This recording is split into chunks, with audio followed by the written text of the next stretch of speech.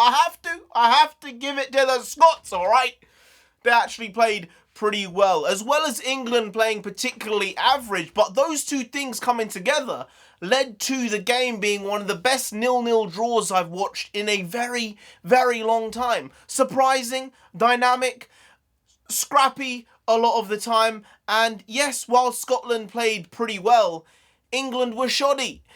And I expect nothing less. Eventually, the rub of the green comes right, and England come back to square one, which is do really well through qualifying, and then botch up,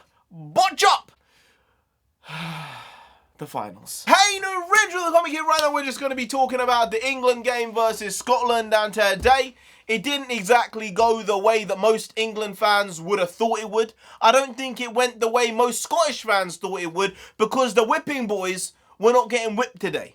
They came in, they both had whips, and I think maybe the Scots got the better lashings in this time round. And I can't really hate it. They wore their heart on their sleeves. They did everything they could to get a result out of this game, even potentially win it. And England just seemed toothless a lot of the time. To be fair, the first 15 minutes of the game, England, I feel, did dominate. And they had one or two incredible chances at the beginning of the game. But other than that, there wasn't much happening attacking-wise for them. Kane did not play well. Rice didn't play particularly well. Mount was not that impressive. Foden and Sterling were actually pretty good. And I have to say it, I'm not the biggest fan of Sterling, but I think he's a good player. I think Foden has improved a lot over the last 2 years. And those two were the best two players on the pitch for me. Pickford had a good game, all right? He kept us in the game a couple of times. I think the back four were okay. The centre-backs played well, Stones and Mings. I think at right-back, Reece James was okay, but he didn't really give much. His final ball was lacking. But Shaw at left-back seems to be the right decision. On paper, you'd say it's the right decision. But seeing how England played with Trippier as an inverted left-back last time round, why would you not do the same thing again? It clearly worked then. It bamboozled Croatia, and it was obviously going to do the same thing to the Scots. I don't really understand that situation. Plus, with Trippier, you have a set-piece specialist delivering in the balls that are necessary, because our deliveries in this game were shocking. From the left, right, corners, free kicks, they were awful. And I think that you need to have him on the pitch at all times, or as much as you can. And if he can't play right back because Walker's going to be playing there, or Reece James, then I guess you have to stick him on as a left back. But that means be consistent. Stick with it. Phillips was okay in this game. He didn't play as well as against Croatia, but he did all right.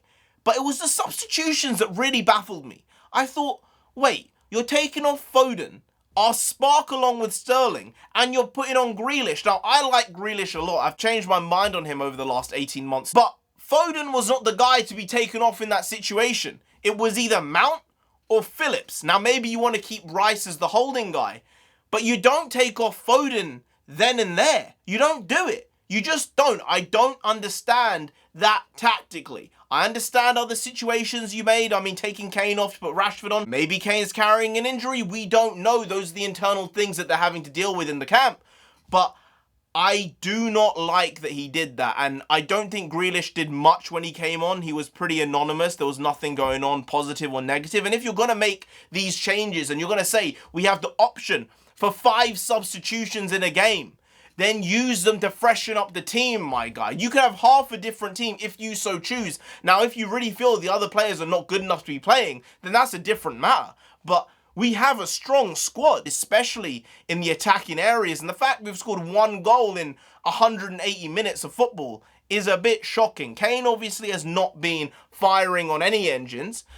I'm not sure why. I think part of the reason why is that he has no one running in behind, because the only person who can do that really is Sterling, and I don't think he has the strength to do it a lot of the time against these bigger guys. So when Kane plays the way he does at Spurs, he has Son running in behind, he has Lucas running in behind, and he can hold back and release the ball forward and come in as a late runner into the box, which is what happens with Spurs. But with England, he seems to not be able to play like that. But it is what it is, and they have to find another way to play if you're not getting the best out of Kane, constantly coming back and holding up the ball. We don't have the deliveries there. If you have Trippier coming in, giving the balls in, get Kane on the end of them, he's going to score the goals. It's just how it goes. You know the playbook. don't mess with the playbook. I'm not going to say it. I'm not going to jinx it. But the group does look pretty secure. I do think there's a chance we could fuck up, but that's just kind of the way it goes sometimes. I hope that does not happen.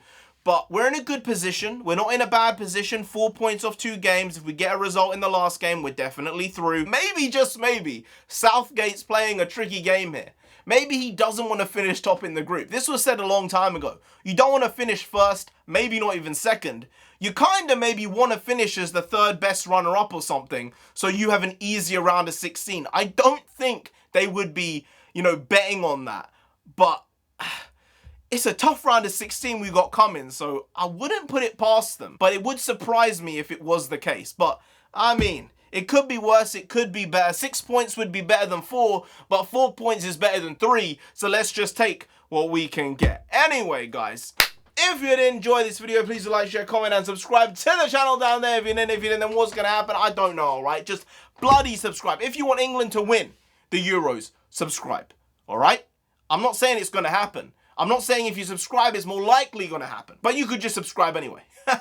Great. Now, I've been NarendraTheComic. You've been Graham. We'll see you next time. That's tomorrow if you don't make a video every single day. Been doing it every day for over 1,000 days now. We ain't stopping till we get to 10,000 subscribers. So do subscribe. Pop back again tomorrow for some more quality shitty content. Because we're hashtag never not here. Just how it goes. Also bring the pagwas. Pagwas means nonsense in Punjabi. And we also bring that. Bring a lot, bring a little, do a lot, do a little, but we do indeed bring the quality shitty content on a daily basis. So see you tomorrow. More of the same, slightly different, but essentially the very same. Once more. See you then. Skadoosh.